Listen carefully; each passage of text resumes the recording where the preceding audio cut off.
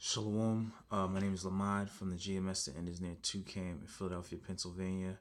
I want to give all praises to YAHAWASHI, YAHAWASHI, double honors to the of elders and apostles of Great Millstone, and Shalawam to all the sincere AHCHYAM, laboring in true sincerity and keeping their garments unto the end. Today, I had this article. It's entitled "Behind Korea, Iran, and Russian Tensions: A Lurking Financial War."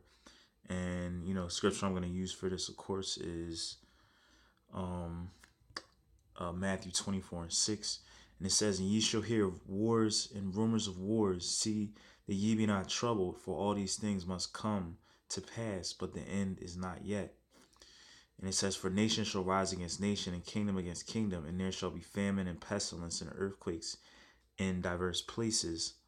It says, verse 8, "All these are the beginning of sorrow." So we know that that's talking about in the last days, how there's gonna be wars and rumors of wars, and that's pretty much the spirit that a lot of brothers be bringing out is the fact that you're gonna have wars in these last days, because one of the big things is of course North Korea, and you got people that gainsayers or whatever that'll try and say, oh, this has been going on for years and years, but they don't realize that you know we'll be bringing out things that are happening or whatever, like the back and forth talks about from Kim Jong Un and Donald Trump and all that, and Vladimir Putin and whoever else is in the middle of this. But the thing is, it's gonna eventually happen.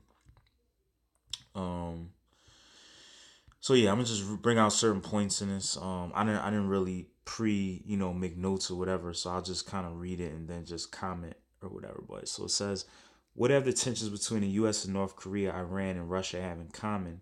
Answer: it is that they are components to a wider financial war. Russia and Iran, together with China, happen to be the three key players shaping a huge, almost half the global population, alternative currency zone. It says the North Korean issue is important as it potentially may participate the U.S. depending on events towards a more aggressive policy towards China, whether out of anger at Chinese hesitation over Korea, or as part of a parcel of the U.S. administration's desire to clip China's trading wings. And that's one thing that Donald Trump always will be talking about, is how the U.S. is being exploited, and he's gonna make America great again. So it says the U.S. has embarked on a project to restore America's economic uh, primacy through suppressing its main trade competitors through quasi protectionism, and in the military context to ensure America's continual political dominance. The U.S., America's first national security strategy, made it plain China and Russia are America's revisionist adversaries, and the U.S. must and intends to win in the complexion. The subtext is that the potential main rivals must be reminded of their place in the global order. It says this part is clear and quite explicit, but what is left unsaid is that America is staking all on the dollar's global reserve currency status being maintained. For without it, President Trump's aim are likely to be delivered. Um, the dollar status is crucial precisely because of what has occurred in the wake of the great financial crisis, the explosion of further debt. And like we always talk about how, the US is in trillions of dollars of debt. Now it's like $20 trillion basically. When you round it off, probably. Salagi, hold on. Let me just look that up real quick. I'm just curious as to what the U.S. national debt is now. Salagi.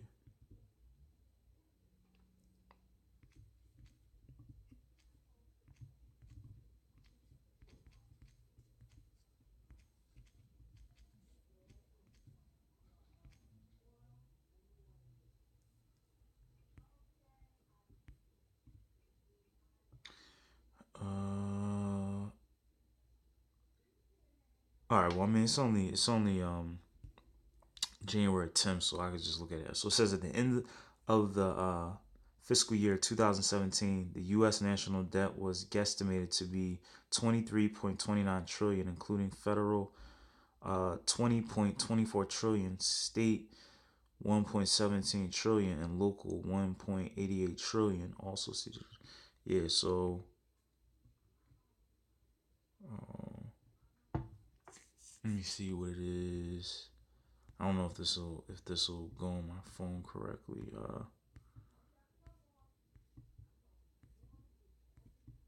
Slovakia. Well, anyway, I mean you get the point. So I mean that's a lot of debt.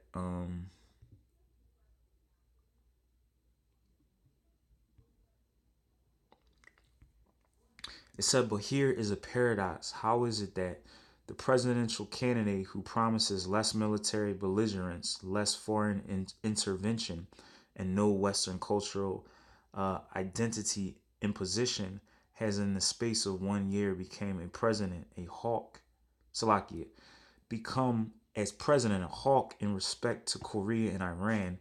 What changed in his thinking?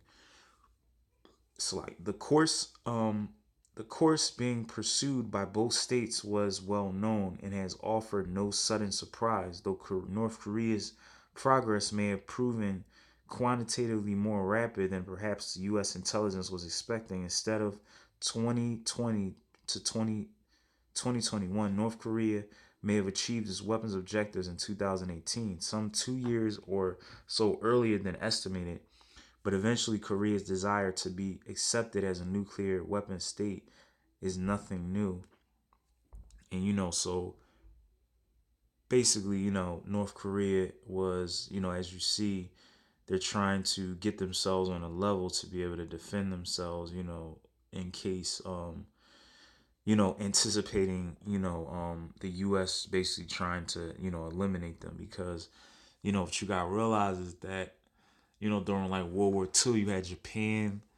Basically, the U.S. dropped that atomic bomb on Hiroshima and Nagasaki, so it's like they basically put those nations in check. It's like everybody was kind of scared of America, but now you got though you have those other, and they went into Japan, the Vietnam War, they went into Vietnam. I mean, the Korean War, they went into Korea, and they basically uh they split up Korea into North and South Korea, and of course Russia basically backs North Korea, and then South Korea is backed by the United States. And North Korea, what I'm saying, they know history, so they know what the United States is basically capable of. I mean, they don't have no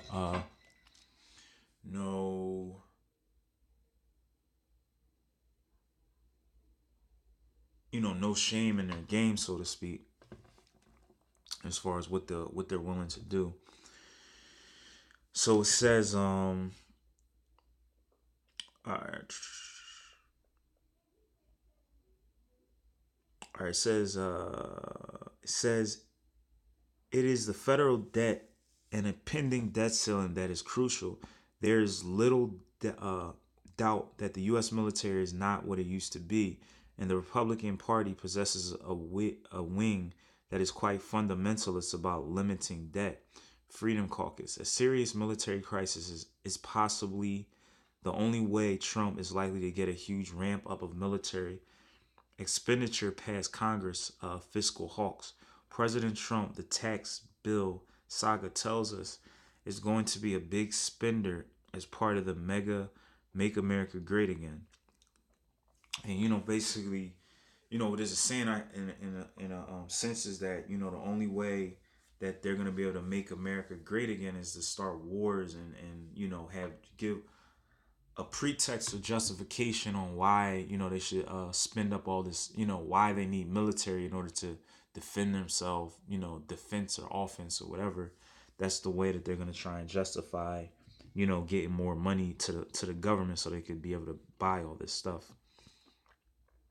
And that's one strategy that they always do. I remember my dad had this book. It's called like Government Racket, and they would talk about in that book. I mean, I never read the book, but I remember skimming through it, and it was just talking about how And it's just like with anything in government, I guess. It's like they have to spend a certain amount of money in order to, spend their budget, and actually they will want to go over it to justify why they need more money. And that's the same thing with the military. The increase in proposed U.S. debt spending alone more or less equates to the whole annual Russian defense spending. It says U.S. federal debt is already above 20 trillion. I just was showing that. And accelerating fast. The borrowing requirement is ballooning, and interest payments to service this additional borrowing normally would be expected to rise. It said, but Trump is also explicitly a low interest rate. But Trump is also explicitly a low interest rate, expanding balance sheet sort of guy. So how does one finance a truly ballooning budget deficit while keeping interest rates low or at zero? Well, a fear-driven rush by foreigners into risk-free U.S. treasuries, i.e. military crisis again, historically services to keep rates low and the dollar plentiful as overseas dollars return home to Wall Street. This could be a solution, of course, but it would be entirely contingent on maintaining the present dollar status and the large pool of dollars held externally for the principal purpose of having a transact trade in dollars. But we know that the dollar is basically headed to collapse. And why is it that in places of the tenant of with Russia, we have Herman Grief, the CEO of Russia's largest commercial bank, telling the Financial Times that any further tightening of anti-Russian sanctions, including the potential exclusion of Russian banks and corporations from the SWIFT payment system, the global network of secure financial messaging service, would have such a devastating effect that it would make the Cold War look like child's play. The U.S. Treasury is expected to present its report on further sanctions to Congress as early as February 2008. The Financial Times report, what is the point? Why should the U.S. and Europe proceed down this particular rabbit hole? It will be particularly damaging for Europe. Well, the answer probably is similar. The imperative to maintain the dollar's global status for a program to reclaim America's preeminence, which, given the overhang of additional debt in the wake of 2008, has to be contingent on the dollar's global status. As for the U.S. perspective, President Putin has declared himself to be an opponent to dollar special privilege when the BRICS, which stands for the Brazil, Russia, India, China, and South Africa summit in September 2017, he insisted on the BRIC countries concerning over the unfairness of global financial and economic architecture, which does not give due regard to the growing weight of the emerging economics. Putin further stressed the need to overcome the excessive domination of a limited number of reserve currencies. Russia consequently has dully earned American wrath for this stance. Saddam Hussein and Muammar Gaddafi both questioned the dollar hegemony, and look what happened to them. Because you see in that case, you can see it now, just like that. That basically perfectly illustrated it. How you had the president, the ruler of the president of Iraq and the president of what was that country? Slovakia.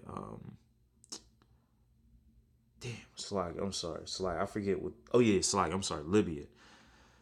They basically, demonized them or made a pretext why they need to go into the country and basically overthrow them so that they could have, have power over their country. They could put in their puppet leaders and have them do the bidding of the United States.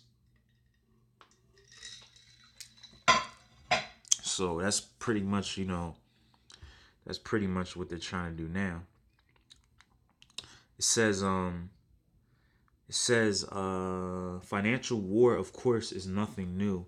The U.S. began staging annual financial war war games as long ago as 2005. General Hayden, the former director of the first NSA and subsequently of the CIA, has characterized financial war as the primary means of warfare in the 21st century and sanctions as its precision guiding munitions (PGMS). But what it seems might be bringing matters to a head is not just President Trump's need for a higher debt ceiling and low cost debt availability to fund his revival of the American economy, but rather that the new bulbs that were planted over the years for monetary revolution might suddenly break through the covering soil as new shoots emerging ready to flower in due course. So, it says traditionally, transformation of the global monetary system conventionally has been thought of not as something sudden, but rather as a slow, incrementally displacement of one system by another or by several. But these bulbs really began to be planted in 2012 after Washington blocked international clearing for every Iranian bank, froze 100 billion in Iranian assets overseas, and curtailed Tehran's potential to export oil. The consequence was a severe bout of inflation in Iran that debilitated the currency. Then in 2014, Saudi Arabia engineered the oil price drop against U.S. shale oil production, but also to punish Russia for its support for potential Assad. And to rub salt into the wound, the U.S. Treasury facilitated a bear raid on the rubble, which only was brought to a halt by China quietly intervening in the foreign exchange market to prevent a collapse of the currency. It was clear at this point that China, Russia, and Iran shared a common strategic interest to establish a currency zone with the depths of markets and infrastructure to operate independently of the dollar sphere. It says these states have made it very clear that they are committed to a long-term strategy to stop using the U.S. dollar as their primary currency in global trade. Let me see. So I don't want to just keep. I don't want to read this whole, article. But I mean, I guess you get the point. But basically, Russia, China, and Iran, they're like big countries. They have for the most part. I mean, I know Russia and Iran, they have nuclear capabilities, and then North Korea has nuclear capabilities, but you see the trend or whatever of America trying to demonize those countries, just like how they did Iraq and Libya, to go in and basically try and take those countries over and to basically do their bidding. And those countries are basically trying to get away from basically using the dollar, and they're trying to use their own type of currency to put America out. America is not really, trying to have that. That's why you got like Donald Trump over here. I did videos on this before about how, he's trying to set up all these pipelines to increase, America's oil or whatever.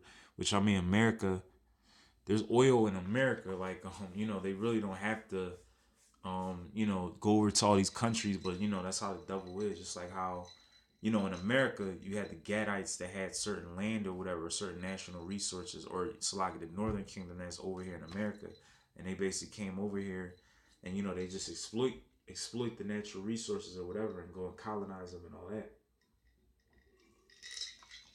I mean, it's nothing new under the sun, so they're gonna just keep doing this as long as they can get away with it, or until the Most High basically takes them out of power.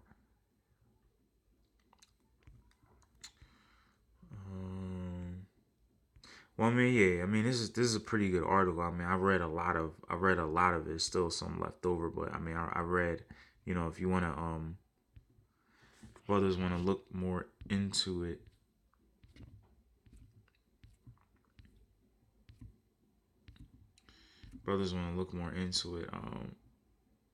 it's coming from the online journal Strategic Culture Foundation. That's where I got this article from. But I hope this is edifying. With that, I want to give all praises to YAHAWASHI, YAHAWASHI. Double honors to the elders, a great millstone, and shalom to all the sincere AHCHYAM, laboring in true sincerity. Shalom.